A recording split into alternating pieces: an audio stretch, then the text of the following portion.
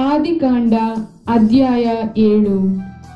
ಸರ್ವೇಶ್ವರ ಸ್ವಾಮಿ ನೋಹನಿಗೆ, ನೀನು ನಿನ್ನ ಮನೆಯವರೆಲ್ಲರೂ ನಾವೆಯನ್ನು ಸೇರಿಕೊಳ್ಳಿರಿ. ಈಗಿನ ಪೀಳಿಗೆಯಲ್ಲಿ ನೀನೊಬ್ಬನೇ ನನ್ನ ದೃಷ್ಟಿಗೆ ಸತ್ಪುರುಷ. ಎಲ್ಲ ಶುದ್ಧ ಪ್ರಾಣಿಗಳಲ್ಲಿ 7 ಗಂಡು ಹೆಣ್ಣುಗಳನ್ನು, ಶುದ್ಧವಲ್ಲದ ಪ್ರಾಣಿಗಳಲ್ಲಿ 2 ಗಂಡು ಹೆಣ್ಣುಗಳನ್ನು ನಿನ್ನೊಂದಿಗೆ ಕರೆದುಕೋ. ಪಕ್ಷಿಗಳಲ್ಲಿಯೂ 7 ಗಂಡು ಹೆಣ್ಣುಗಳನ್ನು ತೆಗೆದುಕೋ. ಹೀಗೆ ಆಯಾ ಜಾತಿಯನ್ನು ಭೂಮಿಯಲ್ಲಿ ಉಳಿಸಿ ಕಾಪಾಡಬೇಕು. 7 ದಿನಗಳ ನಂತರ ಭೂಮಿಯ ಮೇಲೆ 40 ದಿನ ಹಗಲಿರುಳೆನ್ನದೆ ಮಳೆ ಸುರಿಸುವೆನು. ನಾನು ಸೃಷ್ಟಿ ಮಾಡಿದ ಜೀವರಾಶಿಗಳನ್ನೆಲ್ಲ ಭೂಮಿಯಿಂದ ಅಳಿಸಿ ಹಾಕುವೆನು ಎಂದು ಹೇಳಿದರು. ಸರ್ವೇಶ್ವರ ಆಜ್ಞಾಪಿಸಿದಂತೆ ನೋಹನು ಎಲ್ಲವನ್ನೂ ಮಾಡಿದನು. ಭೂಮಿಯ ಮೇಲೆ ಜಲಪ್ರಳಯ ಬಂದಾಗ ನೋಹನಿಗೆ 600 ವರ್ಷ. ಆ ಜಲಪ್ರಳಯದಿಂದ ತಪ್ಪಿಸಿಕೊಳ್ಳಲು ನೋಹನು ತನ್ನ ಮಡದಿ, ಮಕ್ಕಳು, ಸೊಸೆಯರ ಸಮೇತ ನಾವೆಯನ್ನು ಹತ್ತಿದನು.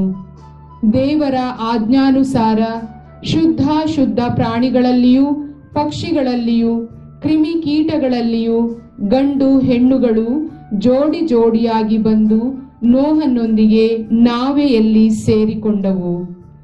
7 ದಿನಗಳಾದ ಬಳಿಕ ಜಲಪ್ರಳಯವಾಗತೊಡಗಿತು. ನೋಹನ ಜೀವಮಾನದ 600ನೆಯ ವರ್ಷದ 2ನೆಯ ತಿಂಗಳಿನ 17ನೆಯ ದಿನ ಭೂಮಿಯ ಅಡಿಸಾಗರದ ಸೆಲೆಗಳು ಒಡೆದವು, ಆಕಾಶದ ತೂಬುಗಳು ತೆರೆದವು. 40 ದಿನವೂ ಹಗಲಿರುಳೆನ್ನದೆ ಭೂಮಿಯ ಮೇಲೆ ಬಿರುಮಳೆ ಸುರಿಯಿತು. ಅದೇ ದಿನ ನೋಹನು, ಅವನ ಹೆಂಡತಿಯು ಮತ್ತು ಶೇಮ್, ಹಾಮ್, ಎಫೆತ್ ಎಂಬ ಅವನ ಮಕ್ಕಳು, ಅವರ ಮಡದಿಯರು ನಾವೆಯನ್ನು ಹೊಕ್ಕರು. ಅವರೊಂದಿಗೆ ಸಕಲ ವಿಧವಾದ ಕಾಡು ಮೃಗಗಳು, ಸಾಕು ಪ್ರಾಣಿಗಳು, ಕ್ರಿಮಿಕೀಟಗಳು, ರೆಕ್ಕೆ ಬಡಿಯುವ ಹಕ್ಕಿ ಪಕ್ಷಿಗಳು, ತಮ್ಮ ತಮ್ಮ ಜಾತಿಗನುಸಾರ ಎಲ್ಲ ಜೀವಿಗಳು 2 ಬಂದು ನಾವೆಯನ್ನು ಸೇರಿದವು.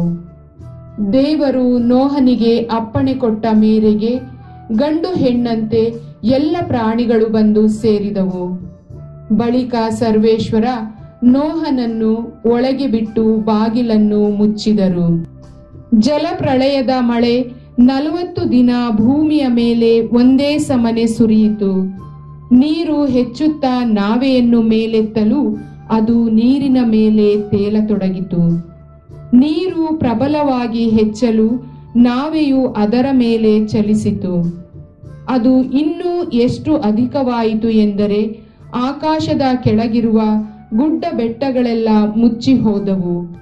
ಹೀಗೆ ಮುಚ್ಚಿ ಹೋದ ಬೆಟ್ಟಗಳ ಮೇಲೆ 15 ಮೊಳ ನೀರು ನಿಂತಿತು. ಈ ಕಾರಣ ಭೂಮಿಯ ಮೇಲೆ ಸಂಚರಿಸುತ್ತಿದ್ದ ಎಲ್ಲ ಪ್ರಾಣಿಗಳು, ಕಾಡು ಮೃಗಗಳು, ಸಾಕು ಪ್ರಾಣಿಗಳು, ಕ್ರಿಮಿಕೀಟಗಳು, ಮನುಷ್ಯರು ಸಹಿತವಾಗಿ ನಾಶವಾದುವು. ಉಸಿರಾಡುವ ಭೂಮಿಯ ಜಂತುಗಳೆಲ್ಲ ಸತ್ತು ಹೋದವು. ಮನುಷ್ಯರು ಮೊದಲ್ಗೊಂಡು ಪ್ರಾಣಿ ಪಕ್ಷಿ ಕ್ರಿಮಿಕೀಟದವರೆಗೆ ಭೂಮಿಯ ಮೇಲಿನದೆಲ್ಲವೂ ನಾಶವಾಯಿತು. ಭೂಮಿಯಿಂದ ಎಲ್ಲವೂ ನಿರ್ಮೂಲವಾಯಿತು. ನೋಹನು ಹಾಗೂ ಅವನೊಂದಿಗೆ ನಾವೆಯಲ್ಲಿದ್ದ ಜೀವಿಗಳು ಮಾತ್ರ ಉಳಿದುಕೊಂಡವು. ಪ್ರಳಯದ ನೀರು ಭೂಮಿಯ ಮೇಲೆ 150 ದಿನಗಳವರೆಗೂ ಪ್ರಬಲವಾಗಿಯೇ ಇತ್ತು. ಪ್ರಭುವಿನ ವಾಕ್ಯ.